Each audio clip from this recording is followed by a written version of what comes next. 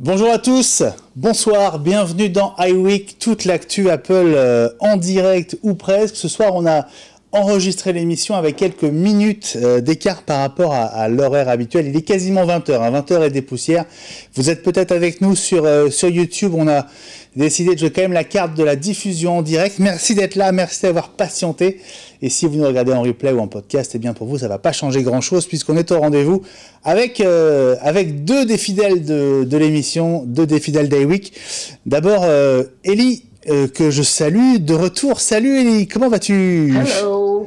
Écoute, très bien, je suis ravi d'être de retour parmi vous après des petites vacances bien méritées. Voilà, tu étais au soleil et ça t'a fait du bien? Bah écoute, j'ai bronzé, hein, donc... Ouais, c'est vrai, t'as bonne mine, hein, c'est bien, tu profites. Bon, il fait beau partout là, ou quasiment partout, sauf chez toi d'ailleurs. Il pleut. Ah, c'est ça, il fait mauvais chez toi, mais il fait très très beau, notamment dans le nord, donc nous on est très contents. Et on espère que vous allez passer un bon moment avec nous. Et puis l'autre complice de l'émission ce soir, c'est François. Salut François. Salut Benjamin, salut Ellie, salut à tous, très heureux de vous retrouver encore ce soir pour faire un petit tour de l'actualité Apple. Absolument, avec alors on va dire un gros sujet quand même hein, ce soir. On va fêter un anniversaire qui nous touche parce que ça a été le produit de la résurrection d'Apple. C'est comme ça que tout a commencé. Je veux évidemment parler de l'iMac et de l'iMac Bondi Blue, hein, comme on l'appelle, comme on l'appelait à l'époque. On va revenir à la fois sur ce tout premier modèle d'iMac avec toi, Ellie. Ça va être l'objet de ta caverne d'Ali Baba. Yes. Et d'ailleurs, on voit un iMac derrière toi. C'est pas le Bondi Blue. Non. C'est le violet. Oui, ça fait partie de la collection des iMac qui faisait une pub qu'on verra peut-être tout à l'heure avec des iMac de couleur qui faisaient une valse. Et celui-là fait partie, c'est un fake. C'est en fait une coque vide, ce qui permet de la soulever facilement pour montrer les différentes caractéristiques. Et Apple nous avait offert un exemplaire de chaque qu'on a gardé. Donc c'est pas fonctionnel, il n'y a rien dedans. Ça ressemble à un iMac, mais ce n'est pas un iMac. Ah, excellent. Et oui. Et comme ça, on va pouvoir voir toutes les caractéristiques tout à l'heure. Super, Ellie. Donc avec toi, on va se concentrer sur ce fameux lancement hein, du tout premier iMac Bondi Blue, parce que c'était le nom de cette Bondi Beach, c'était le nom de cette fameuse plage en Australie, et le bleu rappelait le bleu du rivage australien. Et puis après, il y a eu toute la saga de l'iMac qui dure encore aujourd'hui. Et François, ce sera l'objet de ton iStory. Vous allez vous compléter aujourd'hui tous les deux. Exactement. Et oui, on va être dans la continuité, on va faire un rapide retour parce qu'il y aurait de quoi faire quasiment 10 ou 15 rubriques. Donc on va faire un petit topo global sur les différentes grosses évolutions de l'iMac. Donc de l'iMac Bondi Blue jusqu'à l'iMac qu'on peut connaître aujourd'hui, le sublime iMac Pro. Eh bien super, donc ça va être dans quelques instants dans iWeek. Avant ça, on va commencer à aborder l'actu de l'écosystème Apple de la semaine, et même un peu plus, puisque vous le savez, on a fait un petit break la semaine dernière, donc on a un petit peu de retard à rattraper. Je ne sais pas ce que vous en pensez, je trouve que, alors, heureusement, ça tombait bien pour nous, mais je trouve vraiment qu'il ne se passe pas grand-chose en ce moment. Hein. C'est très très calme. Hein. C'est calme. Hein? Oui. C'est calme. Vivement le mois prochain et la WWDC. Oui. Et le HomePod. Oui, ben, est-ce que le HomePod est vraiment nouveau? Non, mais il est toujours pas là. Oui, c'est vrai. On en parlait tout à l'heure hors antenne, et le printemps a encore quelques semaines, mais on va plutôt vers la fin du printemps. Hein. Absolument, oui, parce que le printemps, c'est quand l'été commence quand? C'est le 22... Oui. Le 21 juin. 21 juin. Ouais, donc, fête de la musique. Mais ça confirme un peu ce qu'on disait dans la spéciale HomeKit il y a quelques semaines. On a le sentiment qu'Apple a raté le coche, parce que Google en a remis une couche il y a quelques heures lors de la Google I.O. et pendant ce temps-là, on attend toujours le HomePod. Oui, mais il va y avoir des petites surprises parce que justement, j'ai discuté de ce sujet tout à l'heure avec un de mes copains américains qui est développeur et qui lui fait des bots, on en parlait hors antenne, pour Messenger. Et donc c'est quelqu'un qui travaille pour Google, pour Alexa et pour Apple. Enfin, il collabore avec les 3 sociétés et il est à Google I.O. en ce moment. Donc il a vu la présentation de Duplex, qui est la technologie derrière toute cette intelligence artificielle qu'on a vue ces jours-ci. On va en reparler d'ailleurs tout à l'heure. On va en parler en détail. Et lui, ce qu'il me disait, c'est « J'étais très impressionné, mais j'ai vu aussi ce que fait Apple. Et vous allez être très surpris de ce que va faire Siri dans les prochains mois. » Donc, petit espoir. Ah, c'est un début d'info, ça, dis donc. Oui, mais c'est pas confirmé et je ne veux pas qu'Apple nous assassine, ou que lui soit assassiné par Apple. Mais en tout cas, lui, il répondait à des commentaires de plusieurs internautes et il leur disait « Mais je peux vous garantir que Siri vous réserve des surprises dont vous n'avez pas idée. » Et lui, il sait de quoi il parle, donc c'est plutôt bien. Ah, écoute, alors, ça manque un peu de détails, mais... je les ai pas. Donc, logiquement, tout ça devrait être dévoilé dans un mois pile, c'est ça? Ah oui, la WWDC, à mon avis, il va y avoir des choses. Bon, bah écoute, ça c'est bien. Plus qu'un mois à attendre, on va dire. C'est déjà pas mal. Je vous salue, vous qui nous rejoignez pour ce direct. Alors, vous êtes un peu moins nombreux que d'habitude. Les ponts doivent y être pour quelque chose, et puis aussi notre diffusion décalée de quelques minutes. Donc je salue Mohamed qui est là, qui nous dit « Hello la team, j'ai troqué mon iPhone 10 pour l'iPhone 8 Plus Red ». C'est vrai qu'on le voit partout et il nous a tous fait un petit peu craquer, hein, cet iPhone 8 Red. Et puis Walter est là aussi. Je garde mon 10. Je vois, oui, tu gardes ton 10 toi, hein, Ellie. Oui. Ouais, bien sûr. Et puis Walter est là aussi, il nous dit « Bonjour la team iWeek, donc je vais devoir louper les 30 premières minutes de Burger Quiz. Allez, je reste avec vous, tant pis pour TMC. Tu dois pouvoir te débrouiller pour avoir les 2 écrans en parallèle, Walter. Je peux décemment pas être le responsable d'un loupé de 30 minutes de Burger Quiz. Donc, il faut pas nous dire ça, parce que sinon, François et moi... C'est ça, on va tous partir, on va tous switcher à 21h. Bon, Burger Quiz qui est un énorme succès d'ailleurs, hein, en grande partie grâce à Watch, parce qu'on avait quand même appelé à la désertion de notre propre antenne le jour de la première. Ça a très très bien marché il y a 15 jours pour le retour. Ça a très bien marché aussi la semaine dernière pour le deuxième mercredi de Burger Quiz, puisque TMC était même devant M6. Et puis ce soir, on va voir si les bons résultats se maintiennent. En tout cas, je ne sais pas si vous les avez vus, mais c'est vraiment très chouette. Et Burger Quiz n'a pas pris une seule ride. C'est aussi très très bon à consommer en replay. Ils ont fait 500 000 vues en replay en une semaine sur le premier numéro, ce qui est assez phénoménal. Alors, on va entrer dans l'actu de cette semaine, les amis, si vous le voulez bien. Actu, alors dominé, je vais pas dire ça, mais en tout cas marqué par cette affaire qui devient vraiment sérieuse, parce qu'elle met en cause, enfin en tout cas elle fait intervenir des gens qui sont très très écoutés dans le milieu Apple. C'est cette bronca contre le clavier des MacBook Pro actuels, le fameux clavier Butterfly. Moi-même, j'ai eu un problème avec ce clavier, donc je peux difficilement dire le contraire. J'ai dû le faire changer aussi. Moi-même, j'ai un problème actuellement avec le mien. C'est vrai? Oui.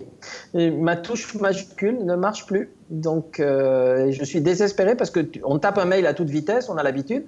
Et comme il ne prend pas la majuscule, des fois, il n'y a pas les chiffres, des fois, il n'y a pas la bonne lettre. Et c'est désespérant. Et la seule façon, c'est de changer complètement le clavier avec le top case de la machine. C'est ça. C'est-à-dire qu'il faut changer toute la partie. On ne peut pas changer juste le clavier en plus. Ah non. Voilà.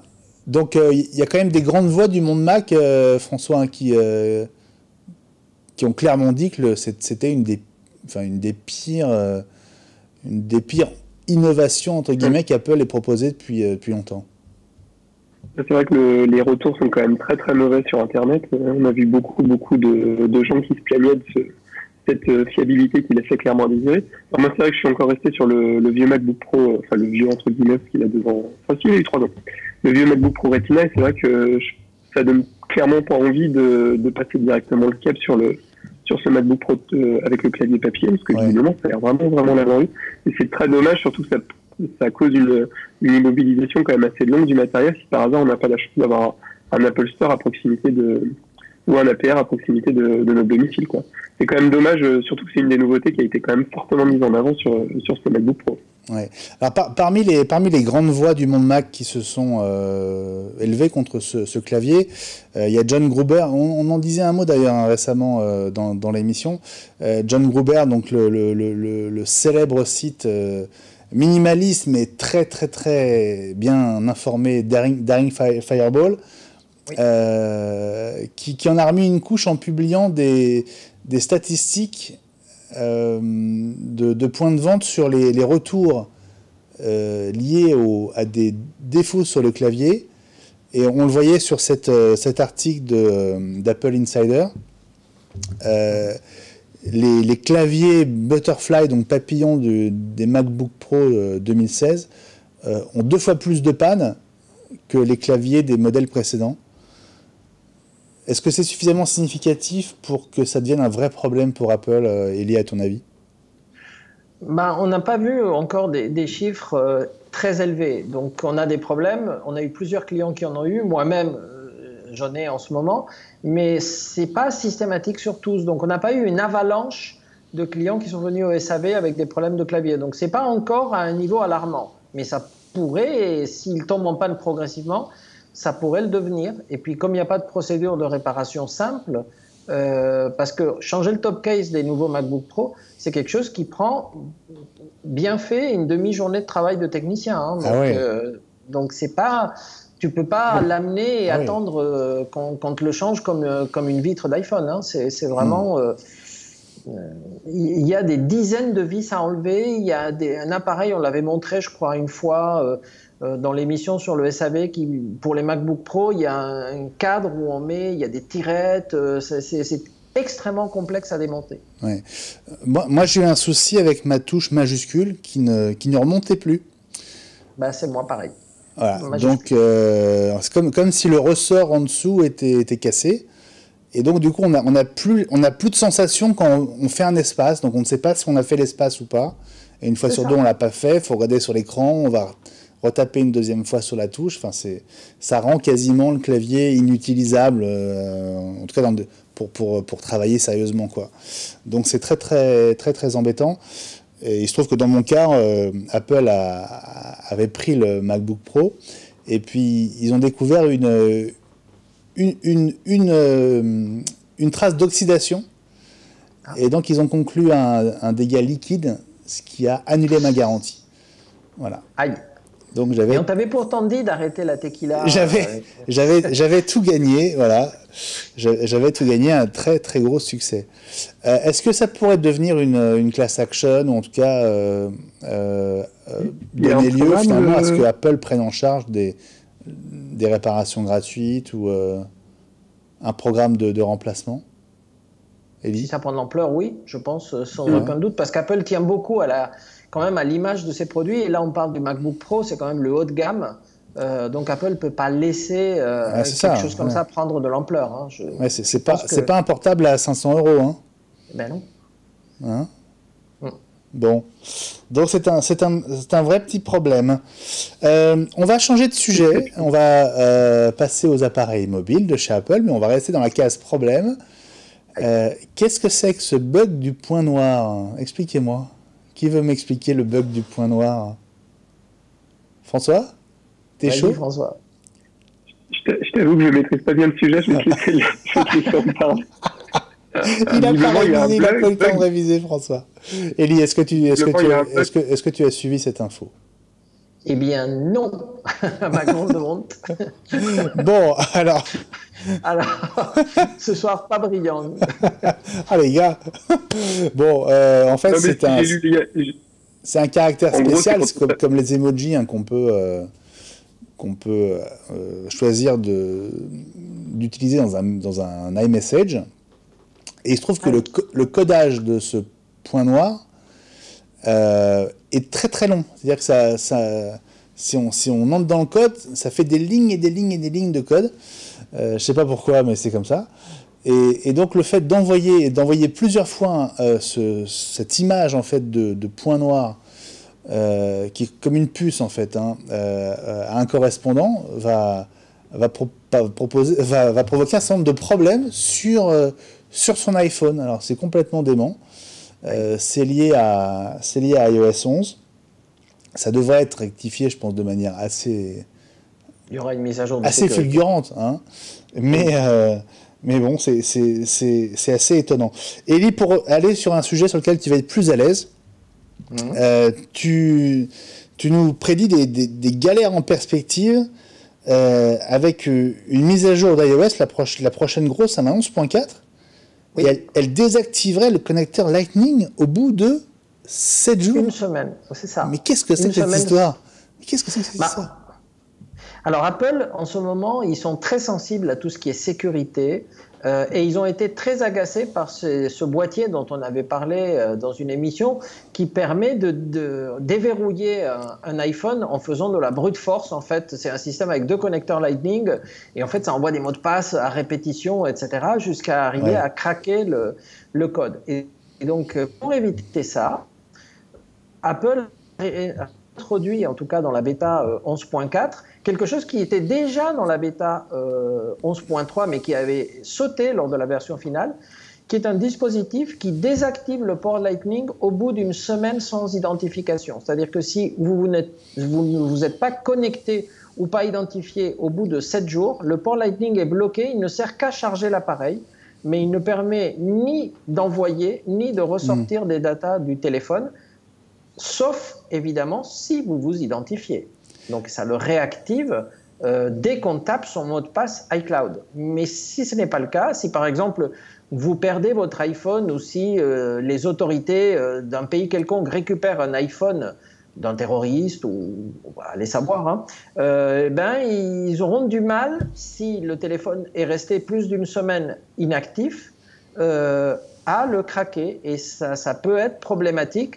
Mais ça peut être problématique pour des centres de services comme le nôtre, des SAV, de clients qui arrivent avec un téléphone où ils ont un problème de mot de passe, ils ne s'en rappellent pas, mais ils viennent au bout de 15 jours ou d'un mois, et on ne pourra rien faire sur ce téléphone. Parce que s'ils ne connaissent pas le mot de passe, on ne pourra rien faire.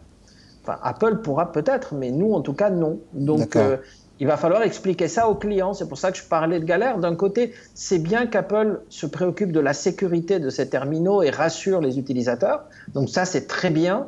Mais la question, c'est qu'est-ce qui va se passer lorsqu'un client légitimement possesseur de son téléphone va avoir un problème et que son téléphone n'a pas été utilisé pendant une semaine. Imagine, il revient au bout d'un mois. Une semaine, c'est pas très long.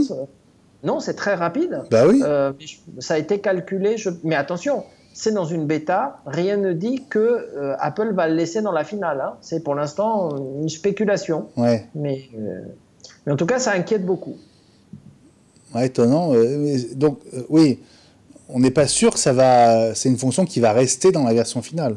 Non. Non, mais en tout cas, on sait qu'Apple sait le faire et pourrait le faire à tout moment. Ouais. Bon, t'en penses quoi, François, toi, de cette nouveauté ? Je trouve que ce serait d'une certaine manière assez logique par rapport, comme le disait Elie, sur l'histoire de la fameuse boîte qui est capable de déverrouiller puis d'accéder au contenu d'un iPhone. Ce serait pas très surprenant, ça éviterait aussi peut-être le fait qu'on puisse, si on paume son iPhone quelque part, s'il est retrouvé au-delà des 7 jours. Maintenant, je pense que quoi qu'il en soit, il y aura une manip de la part d'Apple pour réussir à le déverrouiller et puis à réactiver le port Lightning. C'est quasiment une obligation, il y aura quoi qu'il en soit un moyen. Maintenant, en espérant que les APR et les boutiques Apple puissent y avoir accès, que ce soit pas une démarche trop compliquée. Mais ça peut permettre de rajouter une couche de sécurisation qui est quand même pas négligeable, si on fait une de plus. Ouais, ok. Bon, ok. Ouais, je trouve le délai un peu court quand même. Je sais pas, tu pars en vacances, tu décides de pas prendre ton téléphone, tu reviens et... Il est bloqué. Ouais, c'est ça, il est bloqué, donc c'est quand même... c'est court. Mais le code marchera, on pourra le déverrouiller quand même, logiquement. Oui, en tapant son mot de passe. Oui. Voilà. Il faut juste pas oublier son mot de passe. faut pas abuser de la tequila. C'est ça, exactement. Ou alors au ski de la fondue et du génépi, voilà. Si on est en été. Dernier sujet avant d'attaquer la première partie de notre célébration de l'iMac qui fête ses 20 ans. Ces apps qu'Apple a décidé de retirer de l'App Store si elles partagent des données de localisation, de géolocalisation. Absolument. Alors ça demande un peu d'explication, Elie. Ben, écoute, Apple en remet une couche au niveau de la sécurité. En ce moment, ils sont très, très branchés là-dessus et pourquoi pas. Et donc, ils ont rajouté des clauses dans les contrats que les développeurs doivent signer. Et si jamais il manque à ces clauses qui sont obligatoires, Apple se réserve le droit, et d'ailleurs ils ont commencé à le faire pour certaines applications, de les retirer de l'App Store. Et en fait, ce sont des applications, il y a plein d'applications aujourd'hui qui vous demandent est-ce qu'on peut accéder à votre localisation? Mais c'est des applis de météo, légitimement, pour montrer le temps qu'il fait à Nice, il faut savoir que le téléphone est à Nice. Il y a d'autres applications de GPS, il y a d'autres applications où on se demande pourquoi ils ont besoin de savoir où on est, mais systématiquement, c'est devenu une habitude, on demande peut-on utiliser vos données de localisation? Donc généralement, vous répondez oui, parce que vous dites après tout, c'est pas très grave. Sauf que Apple s'est aperçu que ces sociétés revendaient les données de localisation à des tiers. Peut-être pour faire du géomarketing, pour dire il y a tant d'utilisateurs à tel endroit, etc. Et ça agace beaucoup Apple. Et donc, ils ont décidé carrément de faire le ménage et de virer ces applis. Et pourquoi pas? Parce que moi, j'autorise une appli particulière à savoir où je suis, mais je ne l'autorise pas à dire où je suis à quelqu'un d'autre, sans mon consentement. Donc, je trouve qu'Apple fait bien. Alors, les gens vont dire qu'Apple est encore gendarme, etc. Mais des fois, il faut faire ça. Donc, je suis pour. Est-ce que c'est lié de près ou de loin à l'affaire Facebook Cambridge Analytica? Est-ce qu'Apple, on va dire, anticipe ou tire des conséquences qui sont liées à cette affaire, à ton avis? Bien sûr, bien sûr. Apple est justement en train de revoir toutes ces procédures de sécurité. Vous avez vu que dans énormément d'applications maintenant, dès que vous la lancez la première fois, il va vous expliquer la sécurité, le mot de passe, l'utilisation de vos données, etc. Donc Apple était déjà assez en avance par rapport aux autres à cause du sandboxing qui empêche une application d'aller pêcher des données dans une autre sans votre accord ou sans l'accord du système. Mais là, ils en rajoutent une couche et énormément d'applis très connues, Facebook bien sûr, mais Twitter, mais Instagram, mais Snapchat, etc. maintenant insistent beaucoup sur la sécurité de vos données. C'est devenu extrêmement sensible depuis l'affaire Facebook aux États-Unis et je pense dans le reste du monde aussi. Bon, c'est très bien, mais en ce moment, on est submergé. Alors, entre l'affaire Facebook, tous ceux qui, toutes les conséquences que ça a pour Facebook, Instagram, WhatsApp, les autres, et puis la RGPD en même temps, on est submergé de mails qui nous demandent de cliquer pour aller réviser, etc. Là, c'est un boulot à plein temps en ce moment. Je ne sais pas si c'est pareil pour vous, mais je ne sais pas ce que vous en pensez sur Twitter, hashtag iWeekTV, mais là, en ce moment, c'est compliqué. L'un des bons côtés, c'est par exemple sur Facebook, et pour Twitter aussi, c'est l'occasion de revoir toutes les applis qu'on a autorisées. Absolument. On en parlait il n'y a pas très longtemps, et c'est vrai que ça vaut le coup de cliquer sur ces applis. Alors moi, j'en avais 6 dans un cas, 12 dans l'autre. Il y en a quelques-unes que j'ai désactivées parce que je ne savais plus à quoi elles servaient, et je me demandais même si j'avais vraiment consciemment autoriser le branchement, on va dire, avec mes données. Je ne vais pas vous dire combien j'en avais, mais... Si, on le sait, toi, c'était abusé. Moi, j'en avais 2 ou 3. T'étais à combien? T'étais pas à 25, François? Non, je crois que c'était limite, tu peux rajouter un devant, je crois que c'était une centaine. Mais non 102, tu m'avais dit. Oui, si, plus d'une centaine. 102, et tu es descendu à combien? 5, je crois. Ah oui. En fait, c'est à une époque où j'utilisais pas mal Facebook, on va dire début des années 2010, quoi. Mais c'est vrai que j'utilise quasiment plus Facebook, donc du coup, je me suis dit à quoi ça sert de garder ça, quoi. Mais oui, t'es passé, d'accord. Effectivement, t'es devenu très, très, très conservateur quelque part, là. T'es passé d'un extrême à l'autre. Ça a permis de se rendre compte aussi de tout ce qu'on laissait en libre accès, et c'était une bonne phase de sensibilisation. Je pense que ça a servi Et je ne veux pas être le seul dans ce cas-là. Absolument. Bah, dites-nous aussi avec le hashtag iWeekTV ce que vous avez fait comme ménage, si ça vous saoule, entre guillemets, tous ces messages qui vous arrivent en ce moment, qui vous laissent le choix, mais finalement pas trop, et vous vous sentez obligé d'entrer dans les conditions, les clauses, et essayer de faire le ménage, ou est-ce que vous trouvez ça bien, et est-ce que finalement c'est un mal pour un bien? Bah, dites-nous ce que vous en pensez. Il va être l'heure, les amis, de passer à notre petite célébration à nous des 20 ans de l'iMac, et on va démarrer par le début. Ça va être dans un instant avec toi, Ellie, et avec un retour dans ta fameuse caverne. À tout de suite. Yes.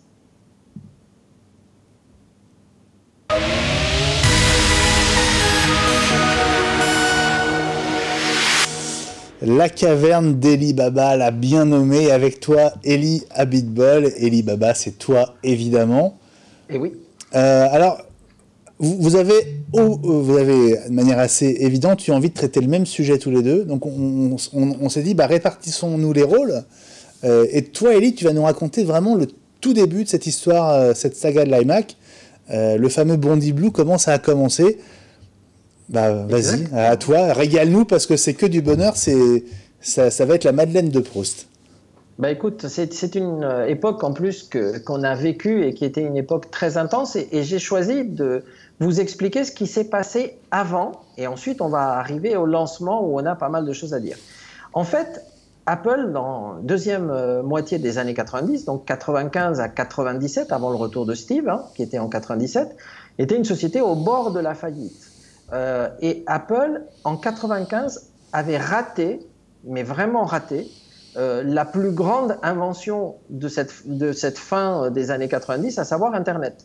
Le World Wide Web, le navigateur Internet, est sorti en 95, et Apple avait un système propriétaire qui s'appelait eWorld, qui était très joli, avec des icônes, etc., mais où on pouvait absolument rien faire pour naviguer sur le web. Il fallait aller dans quelques sites choisis par Apple, mais on ne pouvait pas en sortir. Il n'y avait pas véritablement de navigateur. Et pendant 2 ans, ça a été un drame. C'est-à-dire que nous, on envoyait des messages quasiment hebdomadaires à Apple en disant mais faites quelque chose, mais vous êtes fous, mais on est en train de rater le coche, quoi, parce que Windows s'est engouffré là-dedans avec Internet Explorer, et Apple était totalement absent du web pendant 2 ans. C'est une période énorme. Et donc, Steve Jobs revient, évidemment Next faisait du web, sans problème. Ouais. Donc Steve Jobs revient chez Apple en 97, on le sait tous. Première chose qu'il fait pendant 6 mois, il prend le contrôle de la boîte. Il lance cette campagne de pub Think Different qui est dans les vidéos et qui a servi d'ailleurs à l'annonce de l'iMac G3 dont on va parler. Donc voilà la vidéo. Tu veux qu'on la regarde pour le plaisir?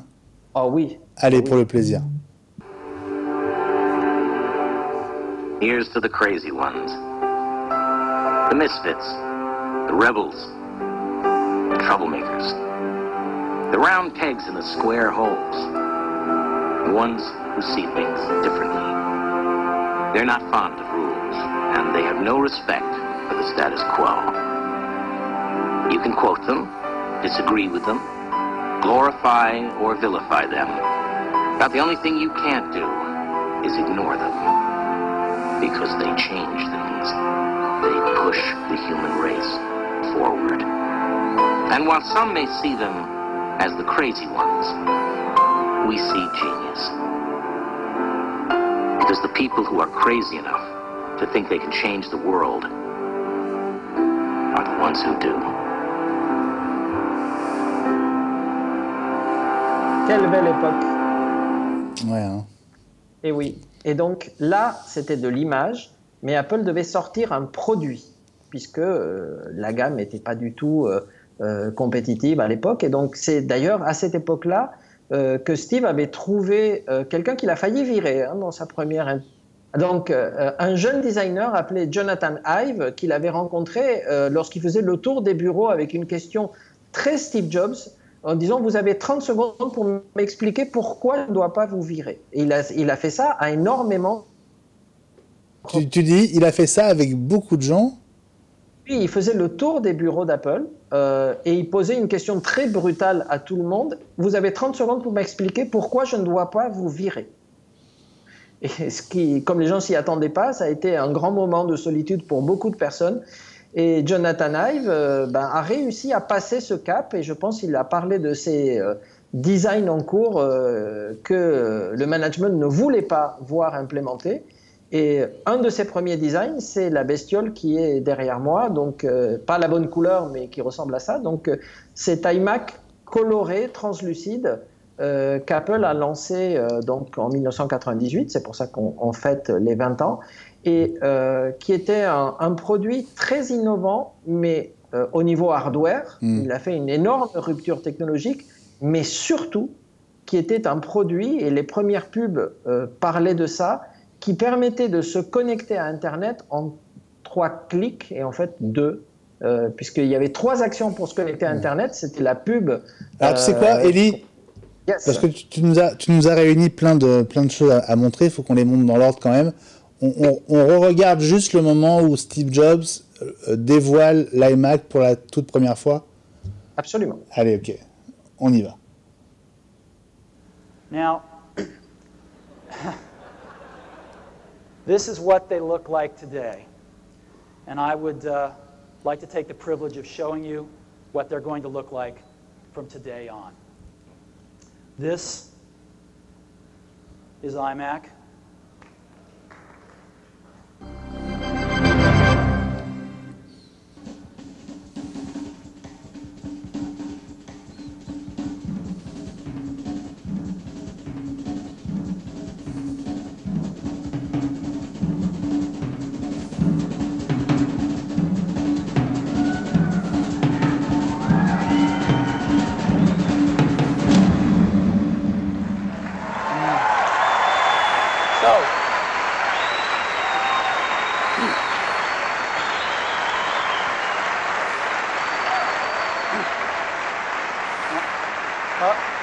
Can you go back there and do that again? Go back and come back.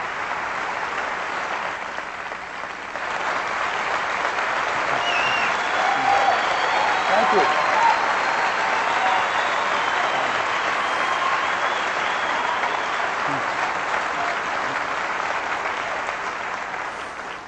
So if I can get this screen switched over, we've got a wireless camera here, and I'd like to show you what this thing looks like. Come on in. You got to see this thing in person, but I'll do the best I can with video. This is iMac. The whole thing is translucent. You can see into it. It's so cool. We've got stereo speakers on the front. We've got infrared right up here. We've got the CD-ROM drive right in the middle. We've got dual stereo headphone jacks. We got the cool... Voilà, on pourrait regarder ça pendant des heures. Moi, ça me donne encore la... C'est un peu comme le lancement de l'iPhone, hein. Ça me donne encore la chair de poule. Et cette fameuse souris, effectivement, qui était l'un des objets iconiques liés à l'iMac. Donc je t'ai interrompu, Elie, vas-y, reprends la suite de ton récit. Oui. Donc on le voit après d'ailleurs dans la vidéo, il en parle un peu plus tard. Donc il explique que le nom de iMac, le I, c'est d'abord pour Internet. Et d'ailleurs, on l'a vu dans la petite vidéo, la première chose qui montre, c'est des sites web en cascade qui défilent à toute vitesse avec un navigateur. À l'époque, Internet Explorer, puisqu'Apple n'avait pas encore Safari. Mais donc, l'iMac, c'était le Internet Mac. Et toutes les pubs qu'on verra après, on en a un certain nombre, vous expliquent que pour connecter un iMac à Internet, il faut 3 gestes. Premièrement, brancher l'ordinateur. Deuxièmement, brancher la prise téléphonique. Troisièmement, il n'y a pas de troisièmement. Donc voilà, donc la vidéo, on peut la voir. Ah, donc premièrement la prise électrique. Ensuite la prise téléphonique. Et ensuite il n'y a pas de troisièmement puisque il est connecté. Voilà. Tout le logiciel de connexion à Internet était livré dans la machine. Il y avait un assistant qui s'appelait Internet Assistant qui permettait de configurer le modem, puisqu'on parle à l'époque d'ordinateurs qui se connectaient par modem. Et c'était extrêmement simple. Tout le logiciel était déjà dans l'ordinateur. Et donc, ça a fait l'énorme succès de l'iMac. À part ça, c'était un ordinateur de rupture. Ouais. C'est un ordinateur iconique, très beau, qu'on pouvait soulever avec un lecteur de CD. Là, il compare, mais il faudrait le son, parce que cette pub, elle est assez magique.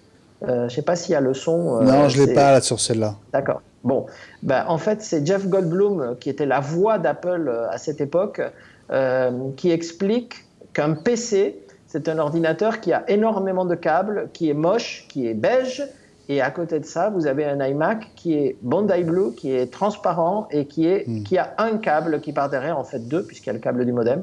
Et donc, il y a toute cette série de publicités où on voit l'iMac. Dans celle-ci, il explique qu'il y a plusieurs façons de se connecter à Internet, mais que lui, il a pris la façon la plus simple et la plus belle, et c'est d'utiliser un iMac.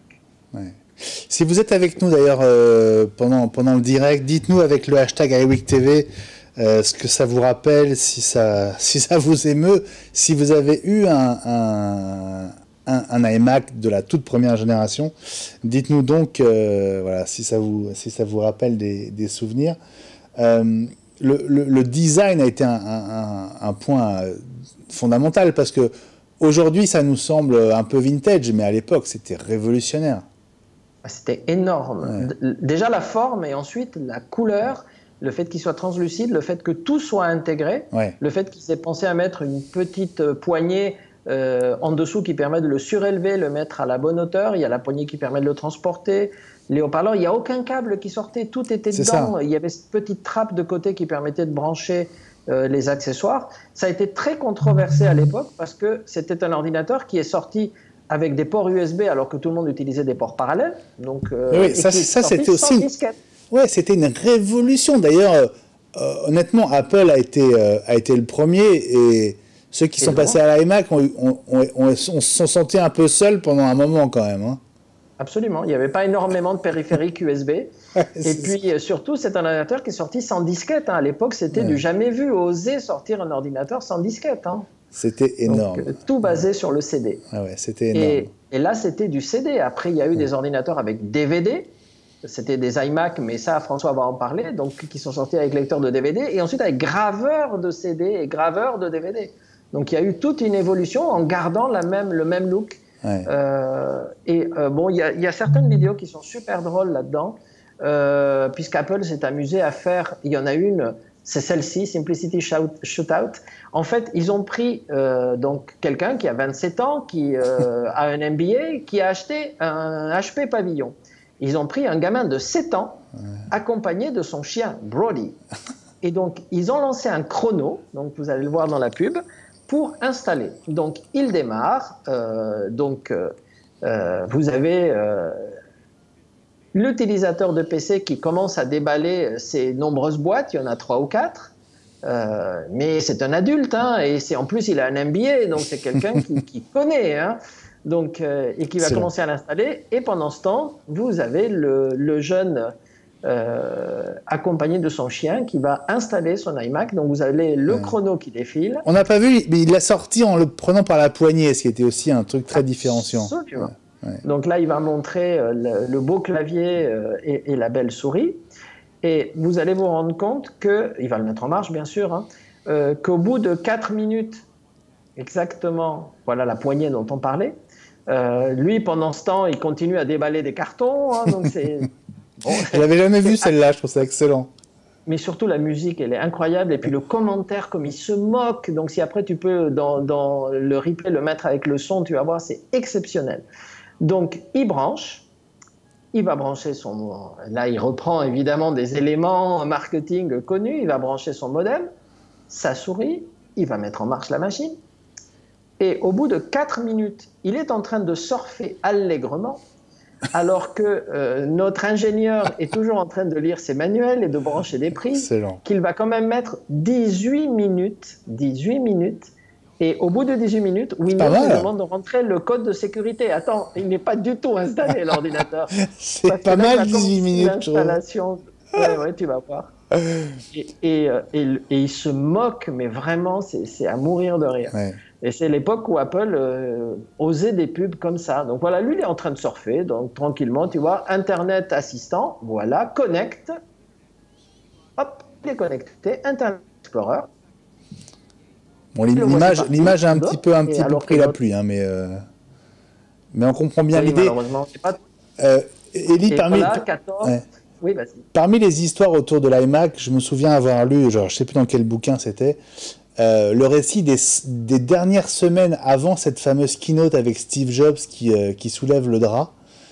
Et ça a été une course contre la montre incroyable, qui m'a rappelé un peu celle pour l'iPod d'ailleurs, où en fait Hive s'était installé, je sais plus si c'était je crois que c'était en Corée ou au Japon, je sais plus, c'est LG qui fabriquait, je crois, qui assemblait l'iMac avec ses écrans.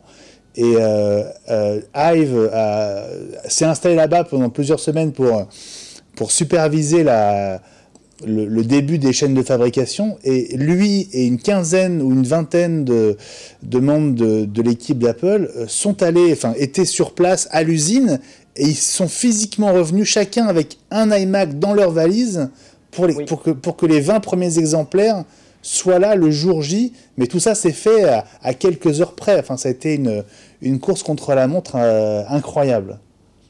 Avec des gros soucis de réglage sur les lignes de fabrication, etc. Mais ils ont réussi à être prêts à temps, mais ça a été très très chaud. Du pur Steve Jobs, comme le Mac en 1984. Rappelez-vous que quelques minutes avant, ils n'étaient pas d'accord sur le fait de présenter des fonctionnalités parce que ça plantait, et Steve a dit on va les présenter quand même. Ça, c'est dans les différents films qu'il y a eu sur la vie de Steve, où on parle de ce lancement. Donc ça a été tout ça. Et bon, pour finir la pub de tout à l'heure, vous avez vu qu'au bout de 27 minutes, il a réussi à configurer son Windows, mais qui ne devait pas être fini, alors que le jeune était parti promener le chien, et on voit les deux compteurs, et il dit oui, mais il faut quand même reconnaître que le chien l'a aidé. Donc, c'est vraiment exceptionnel. Bon, il y a pas mal de pubs différentes en même temps, elles se ressemblent toutes. Il y a celle-là avec la souris qui sert de... Oui, pour hypnotiser les Tu peux le faire très bien aussi, Elie. Exactement. Suivez ma souris. Voilà, et derrière la pub qu'on vient de voir, c'est la pub avec le modèle que tu as derrière toi, le mauve. Voilà, donc c'est comme ça que ça a commencé, cette fantastique histoire de l'iMac. C'était il y a 20 ans. On voulait évidemment marquer le coup. On va vous raconter la suite de l'histoire dans un instant, mais puisqu'on est dans iWeek et qu'on s'intéresse à toute l'actu Apple, on va quand même revenir au reste de l'actu. J'ai évidemment perdu le lien vers le conducteur, donc je ne sais pas si l'un de vous peut me sauver. Alors, qu'est-ce qu'on avait prévu d'aborder avant d'attaquer sur la history de François? Les résultats trimestriels. Les résultats trimestriels, bien sûr, évidemment. Et j'adresse d'ailleurs, je profite de ce sujet pour adresser toutes nos pensées, toute notre amitié à Gilles, qui a un petit coup de mou, mais qui va mieux et qui sera de retour très vite dans iWeek. Ouais. Alors, ces résultats trimestriels, François, ça t'as suivi? Ah bah, ça j'ai suivi quand même. Et je suis en vacances, c'est pour ça. Voilà, dis-nous, qu'est-ce que ça a donné? Bah évidemment, on en parlait avec Elie tout à l'heure en antenne. Il y a eu des rumeurs alarmistes qui ont circulé, comme quoi l'iPhone 10 ne se vendait pas, qu'Apple avait déjà arrêté la production, etc. Il s'avère que l'iPhone 10 se vend très très bien. Bah oui. Peut-être moins bien que ce qu'ils espéraient, mais ça reste quand même à des niveaux largement suffisants, dans la mesure où ça reste à chaque semaine l'iPhone le plus vendu de la gamme. Donc devant l'iPhone 8, devant l'iPhone 8 Plus et compagnie. Donc ça reste quand même une très bonne vente. Il faut pas oublier que l'intérêt qu'il y ait beaucoup d'iPhone 10 à se vendre, c'est que du coup le panier moyen augmente aussi. Parce qu'un iPhone 10 en entrée de gamme, c'est quasiment 1000 €, si je dis pas de bêtises. 1059. Donc le fait qu'il y ait de l'iPhone 10 à se vendre, ça augmente le panier moyen. Donc les investisseurs sont évidemment ravis et contents. On remarque aussi la hausse de l'iPad qui s'est confirmée. Donc c'est une hausse qui reste quand même assez minoritaire. J'ai plus les chiffres en tête. Les iPads, je vais essayer de retrouver le chiffre. On doit être à mémoire, on était à j'ai pu retrouver le chiffre. Si, ça y est, 2%. Donc c'est pas énorme. Maintenant, il y avait une grande baisse depuis plusieurs trimestres. Et là, ça fait 2-3 trimestres que ça remonte bien. Et du coup, ça reste positif. Et je pense que potentiellement, avec la sortie de l'iPad 6 le mois dernier, et puis la probable présentation de nouveaux iPad Pro au mois de juin, ça devrait quand même permettre une continuité de la hausse des ventes de l'iPad. Et le seul petit point noir, pour moi, ça reste quand même une petite baisse des ventes Mac, même si c'est vrai qu'il n'y a pas eu grande nouveauté depuis quelques temps. On peut quand même s'attendre peut-être à des mises à jour. Ça fait quand même plusieurs mois qu'on parle du nouveau un Mac Mini peut-être un jour, hein? Le serpent de mer. Ouais, c'est même plus le serpent de mer là, je sais pas quoi dire, mais c'est la cause perdue. Mais voilà, je pense que ça reste quand même des chiffres de vente très très positifs. Les services ont beaucoup augmenté, l'Apple Watch se vend bien. Donc voilà, il y a quand même de quoi être optimiste malgré ce qu'on entend beaucoup sur les réseaux sociaux et ailleurs. Apple fonctionne toujours très bien. Ouais. Et l'action est au plus haut. Hein. Ouais. Donc, Avec, oui, effectivement, c'est un point important. Hein, les services prennent une part de plus en plus grande. Hein, Apple est de moins en moins une entreprise qui fait du matériel, enfin dont la proportion du chiffre d'affaires lié au matériel baisse, continue de baisser. En dehors des téléphones. Oui, absolument. Et pour tout le reste, oui. Ouais. Et un chiffre, pour compléter ce qu'a dit François, l'iPhone 10 a été le téléphone le plus vendu dans le monde en Q1. Donc, premier trimestre de calendaire, c'est l'iPhone 10 qui a été le téléphone le plus vendu dans le monde. Ouais. Juste quand même, on nous a tellement bassinés depuis le début de l'année sur l'iPhone 10 qui ne se vend pas, etc. Comment il peut y avoir un tel décalage entre ces rumeurs et bon, des chiffres qui sont officialisés par Apple, qui ne sont pas contestables puisqu'ils entrent dans les comptes, etc. Apple ne s'amuserait pas à dire n'importe quoi. Non, je pense que les analystes s'attendaient à plus. Le fait que ce soit le téléphone le plus vendu ou le modèle le plus vendu de la gamme ne veut pas dire qu'ils en ont vendu autant que certains analystes pensaient.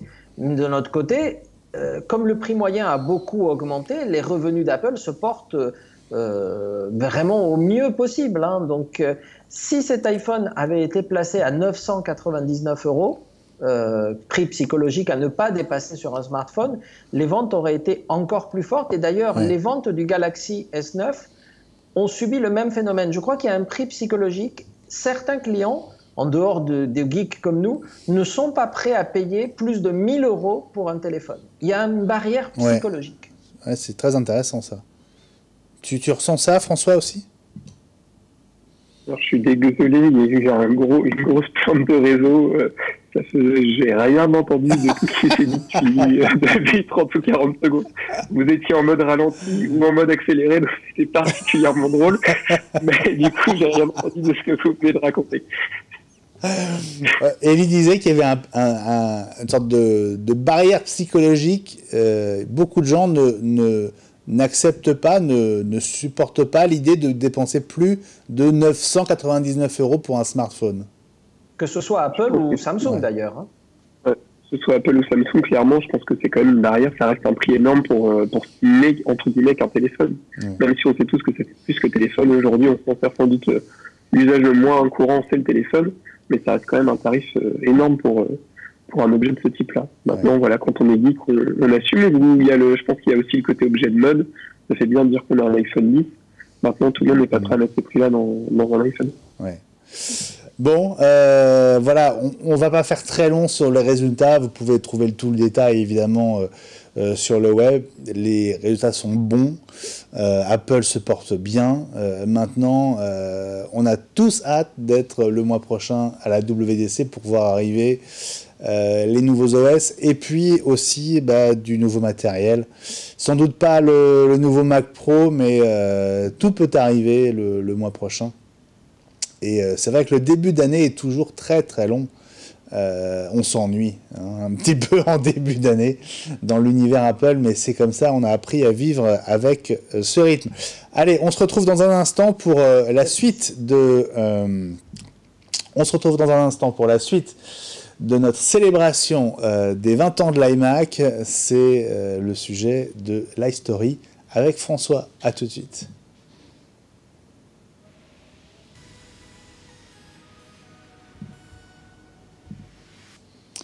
L'iStory de l'iMac, on a vu avec Elie comment tout a commencé avec cet iMac Bondi Blue, et on va voir avec toi, François, comment ça a continué, puisque c'est une histoire qui fête ses 20 ans.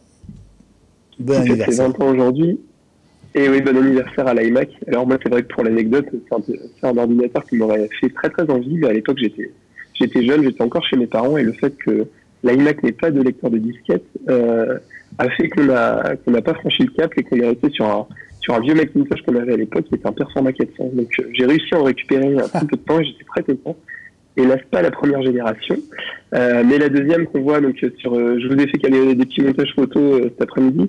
Donc là, sur l'écran, vous avez les deux premiers modèles d'iMac. Donc à gauche, le modèle dont Eli nous a parlé de manière assez détaillée, c'était hyper intéressant. Donc la première génération, alors la principale différence entre la première et la deuxième génération, vous le voyez devant, c'est qu'il y avait un lecteur de disquette, un lecteur de CD qui était de type lecteur qui rentre et qui sortait, un tiroir. C'était pour ça qu'on parle de l'iMac à tiroir, alors que sur la deuxième génération, on avait un manche-disque. Donc ça a été aussi le début des manche-disques chez Apple. Et la petite spécificité aussi du modèle qui est à droite, c'est qu'il était équipé d'un port FireWire 400. D'ailleurs, il s'appelait l'iMac DV pour Digital Video, parce qu'on pouvait relier du coup à un caméscope en FireWire. Donc à l'époque, Apple avait beaucoup communiqué là-dessus. J'ai retrouvé un chiffre aussi qui m'a fait rigoler cet après-midi, c'est mémoire vidéo 2 mégaoctets. Ça nous paraît tellement ridicule aujourd'hui, une mémoire vidéo de ce type-là. Alors pour l'anecdote, il y a eu en tout 13 coloris différents d'iMac, donc toute génération confondue sur les iMac G3. Alors il y a eu les Dalmatiens, il y a eu le Flower Power, il y a eu vraiment plein de modèles différents et généralement à chaque mise à jour, il y avait des nouvelles couleurs qui étaient lancées. Donc on a ensuite eu la deuxième photo, si tu veux bien Benjamin. Donc on en a déjà parlé en tout début d'année, donc l'iMac G4 tournesol, alors qui pour moi reste le plus bel iMac. Donc, je sais pas si vous allez être d'accord avec moi. Ah, il est fantastique. Et la pub est fantastique aussi. Oui. Tu sais que j'en ai encore en activité chez nous. On en a encore qui tournent. Oui. Oui. J'en ai récupéré un aussi qui tourne encore et j'ai pu réinstaller un système propre dessus. Et on a eu la temps d'avoir un bel espace, une belle bibliothèque pour mettre tout ça, mais là il n'y a pas la place. Donc il a été présenté en janvier 2002, la production s'est arrêtée en juillet 2004. Alors à l'origine il y avait deux modèles 15 et 17 pouces, donc c'était les premiers iMac à écran plat, d'ailleurs les premiers Mac tout court à écran plat. Et puis il y a eu un troisième modèle qui a été lancé en 2003, donc avec un écran 20 pouces. Ouais, donc on ne peut pas dire qu'il ait eu un succès, surtout au niveau du design. C'était un ordinateur qui était quand même assez cher, plus cher que l'iMac G3. Donc je pense que ça lui a sans doute nuit un peu. Et donc on est à l'époque de l'iPod qui fonctionne très très bien. Et donc du coup en août 2004, Apple présente le nouvel iMac, donc l'iMac G5 que vous avez à l'écran, donc qui reprenait un peu le principe du design de l'iPod, le côté blanc, avec le pied qui est en aluminium. On retrouve la pomme grise dessus. Voilà, on retrouve vraiment l'idée du design de l'iPod. Donc il y a eu un premier modèle qui est sorti en septembre 2004. Et en octobre 2005, il y a eu une deuxième génération qui est sortie. Alors pareil, on a eu l'occasion d'en parler, je ne sais pas si vous vous souvenez, quand on avait évoqué Front Row et l'usage de la télécommande. À l'époque, Apple avait mis énormément en avant le côté multimédia, donc avec la petite télécommande qui s'aimantait sur le côté droit de l'iMac. Ouais. Cette application qui permettait d'écouter sa musique avec on peut dire un media center en fait. Le principe c'était du media center. Et il y avait aussi et surtout la fameuse webcam. Ça a été le premier Mac de bureau à avoir une webcam. Et on avait un super logiciel qui s'appelle PhotoBoost qui existe encore. Alors ça c'est le logiciel quand c'est sorti tout le monde l'utilisait. Ça fait combien d'années que vous avez pas lancé PhotoBoost? Beaucoup. Mais là, il y a FaceTime surtout avec cette conférence vidéo à 3 qui était magique avec ses effets d'ombrage, les trois personnes comme si c'était autour d'un bureau et qu'Apple a enlevé dans les dernières versions et qui nous manque énormément. Parce qu'on ne peut plus faire de vidéoconf sur le logiciel Apple. Maintenant, évidemment, on peut le faire sur Skype, on peut le faire sur des tas d'autres logiciels, mais on l'a perdu chez Apple et c'est dommage. Et donc ensuite, on a eu l'iMac Intel, donc l'iMac G5, la deuxième version, en fait, elle a duré que 2 mois au final. Quand j'ai repris ça m'a surpris, mais effectivement, c'était ça. Dans la mesure où Apple, c'est l'époque de la transition Intel, et donc du coup, en janvier 2006, donc Apple a lancé le premier iMac Intel, donc le blanc qui était sur l'image juste d'avant, elle est produite Benjamin. Le premier iMac Intel blanc, en fait, qui reprenait exactement le même design que l'iMac G5, le principe de la télécommande, de Front Row, etc. Tout était équivalent.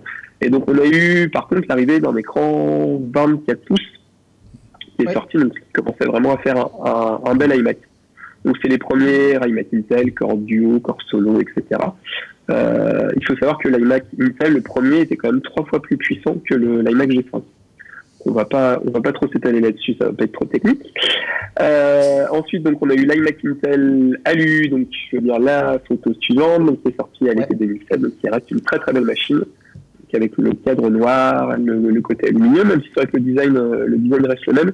Et on voit l'apparition surtout, donc toujours des modèles 20 et 24 pouces et du FireWire 800. Par contre, la télécommande disparaît, elle ne s'accroche plus sur le côté.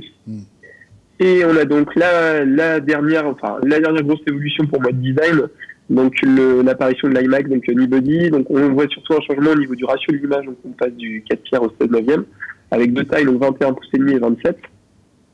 L'apparition de port SD, etc. Et en fin 2012, Apple présente le nouvel iMac Unibody. Alors la grosse différence, c'est évidemment la disparition du lecteur de CD. Et oui, absolument.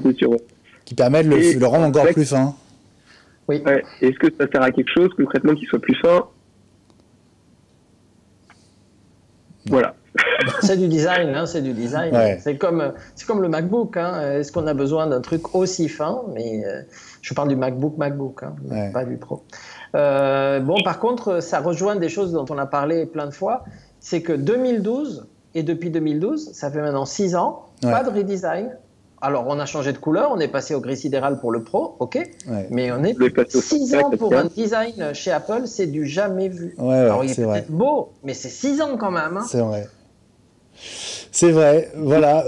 Merci François. Je te presse un petit peu parce que on est quasiment à la fin de l'émission. Avant qu'on se quitte, je voudrais quand même renvoyer vers des vidéos que je vous conseille vraiment de consulter, puisqu'elles sont le fruit de cet événement auquel tu as participé, mon cher François. C'était il y a quelques semaines au Futuroscope avec l'ami Guillaume Jette. Regardez comme il est beau. Guillaume en pleine conférence. Voilà, il y a 7 ou 8 vidéos à retrouver sur le compte YouTube de Command IT. C'était le nom de l'événement auquel tu avais participé. Et donc les confs sont dispo en vidéo. Ça, c'est une super idée. Le son est très bon, donc on peut vraiment suivre le contenu. Et si vous êtes administrateur système sur Mac, ça va vraiment vous intéresser. François? Il y a même une ou deux conférences qui peuvent intéresser, même juste d'un point de vue culture générale. Je vous conseille aussi la conférence sur l'utilisation de l'iPad au collège, l'intervention de Pierre qui était super intéressante, vraiment.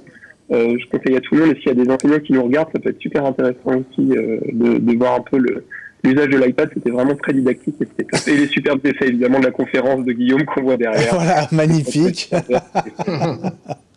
Voilà, donc c'est gratuit hein, sur YouTube, les vidéos de Command IT, et ils nous les avaient promises, elles sont là. Merci beaucoup les amis d'avoir été au rendez-vous en cette semaine un petit peu calme on va dire, mais c'était chouette de passer cette heure avec vous et de revivre les grands moments de l'iMac. Salut Elie, à très très bientôt dans iWeek. À bientôt. Et puis la semaine prochaine, on parlera de Google I.O. On n'a pas eu le temps d'aborder ce soir. Absolument, parce qu'il y a des choses à dire en liaison avec le monde Apple, absolument. Et François, toujours un plaisir aussi. Merci d'avoir été là. Je vous salue les amis. Je vous souhaite une très très bonne soirée ou une très bonne journée sur Watch, où les programmes continuent. Salut à tous, à très vite.